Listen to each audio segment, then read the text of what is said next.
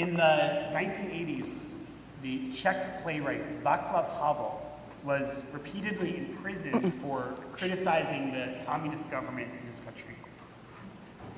Few believed that the regime would fall, and certainly he didn't in his lifetime. But Havel continued to speak out despite the personal cost. And even from prison, he maintained an unlikely hope. In a book he wrote after his imprisonment, Havel reflected on his unique understanding of hope. Hope, he wrote, is an ability to work for something because it is good, not because it stands a chance to succeed.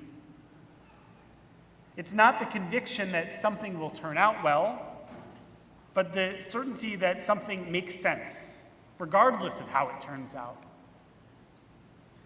Havel would later become the president of the Czech Republic. But that isn't why he had hope.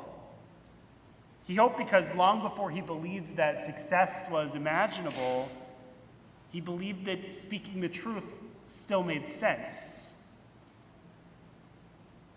I've been thinking a lot about hope these days and this week because over the last few days, our liturgical calendar asks us to confront the opposite of hope. Many of us came to Beth Am this week to sit on the ground and read the book of Eicha, the biblical book of Lamentations. Eicha yashva badad, alas, alonely sits a city once great with people. We read 5 chapters, each describing the destruction of Jerusalem, the dispersion of the people, and their dire conditions with no food and no water. The book of Lamentations, it's meant to put words to some of our darkest theological fears. What if we are at our lowest and it simply won't get better? What if our ability to be optimistic is no longer possible? What if God has abandoned us?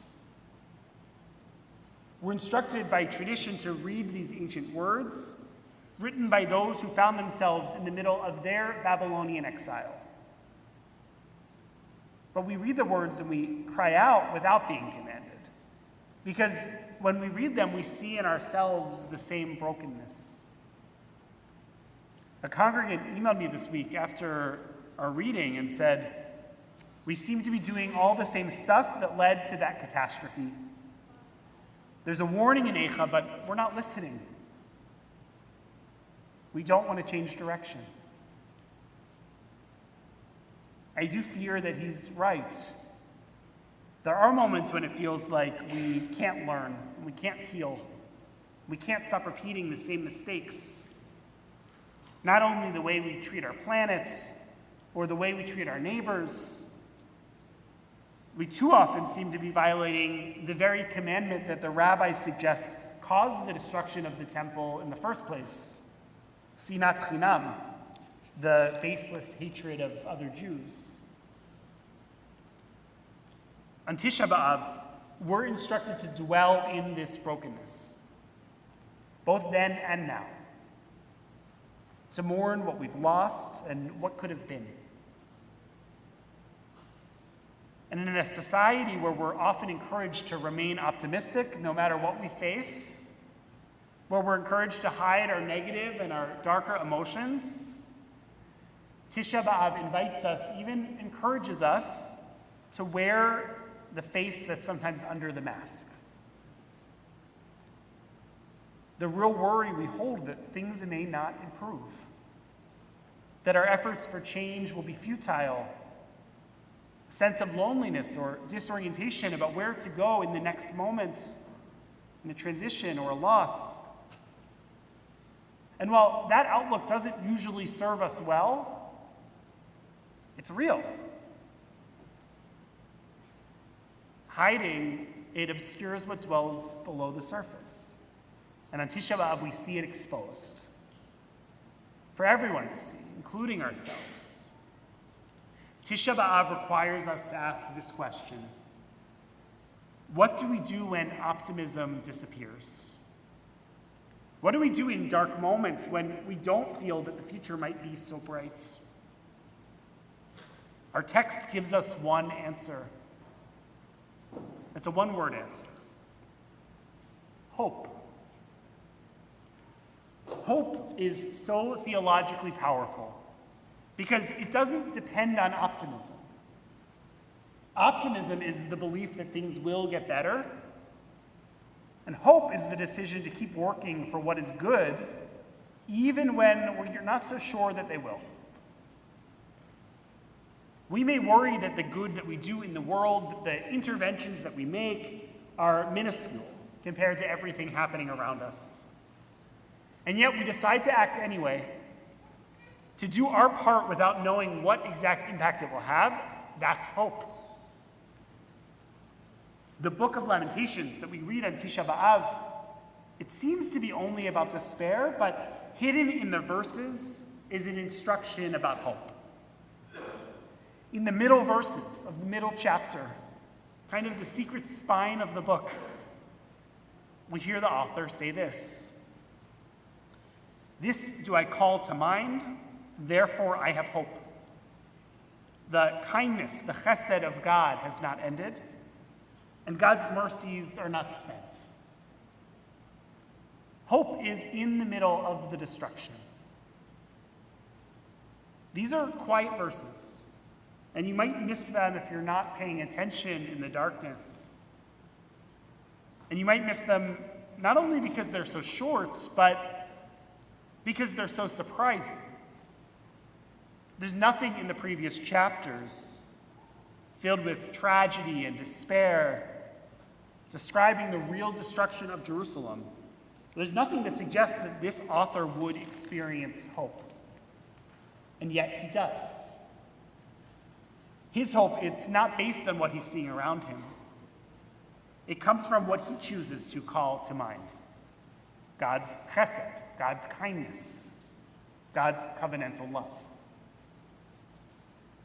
And even when he cannot see that love in the world directly in front of him, he refuses to believe that destruction has spoken the final word.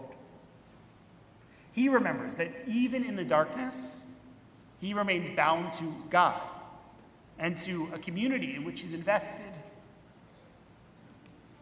To some, this kind of hope, it feels naive, a lacking of common sense to continue to believe when all the evidence around you seems to be pointing in a different direction. And I agree that a faith that believes that no matter what we do, no matter what challenges we face, that God will simply step forward and pull us out, that kind of faith doesn't speak to me. My faith in God is a faith in hope. Not a faith that allows us to bury our heads in the ground, but one that asks us to keep walking forward.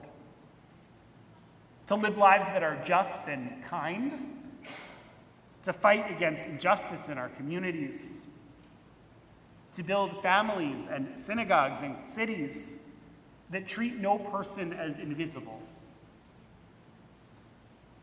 We don't know exactly what our efforts will accomplish, but we can refuse to surrender our values. We can continue to do what's right, trusting that God will walk with us, even when we can't see exactly where that path is going to lead.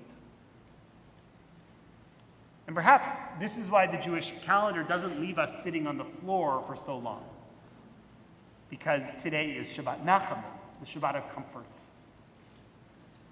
We heard the Haftarah of Isaiah, who after chapters and chapters of warning of destruction and exile, shifts focus to teach about comfort and hope.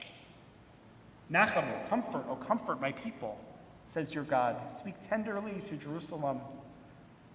And later, let every valley be raised, every hill and mount made low. Let the rugged ground become level and the ridges become a plain. The shift in the prophet's language after so many chapters, it's almost jarring.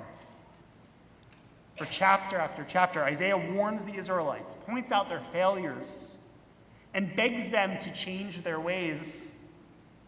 And now, even after they've refused to listen, Isaiah speaks of God's compassion and God's comfort.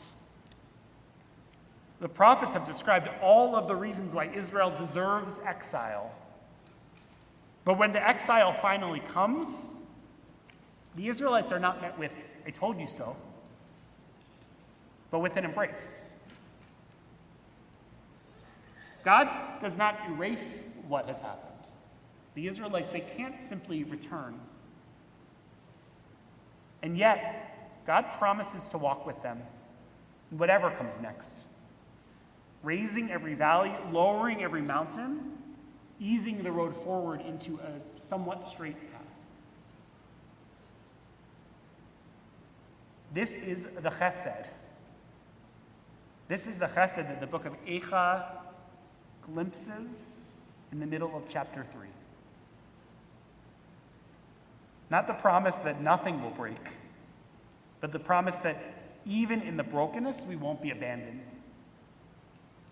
Because here's the thing. Grief and hope, they're not mutually exclusive. Grief and hope, they coexist. God may be angry with the Israelites, but God won't allow that anger to become abandonment. And perhaps that's the true promise of this covenant.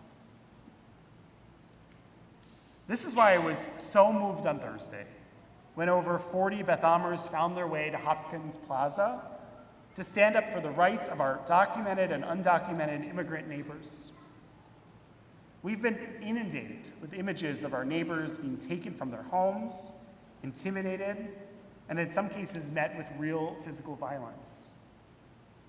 It's easy to lose our optimism when we see our most basic religious values being violated day after day after day. But while we can lose our optimism, we keep our hope.